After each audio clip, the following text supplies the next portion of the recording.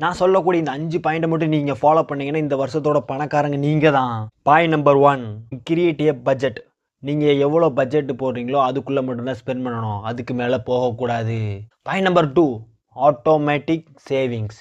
உங்கள் அக்கௌண்ட்லேருந்து குறிப்பிட்ட அமௌண்ட்டு சேவிங்க்கு போயிடணும், அது போக தான் நீங்கள் எக்ஸ்பென்ஸே பண்ணணும்.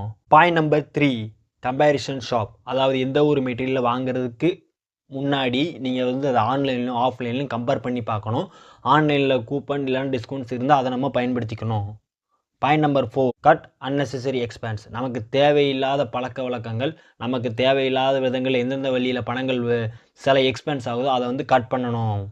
பாயிண்ட் நம்பர் 5, கஷ்டமான பாயிண்ட்டு, குக் அண்ட் ஹோம். அதாவது தேவையில்லாமல் ஹோட்டலில் போய் சாப்பிட்டு நம்மளோட ஜங்க் ஃபுட்லாம் சாப்பிட்டு நம்மளோட உடம்பை கெடுத்துக்காமல் நம்ம வீட்டிலே சமைச்சு சாப்பிடணும். இதை ஃபாலோ பண்ணி இந்த வருஷத்தோட பணக்காரங்க நீங்கள் தான்.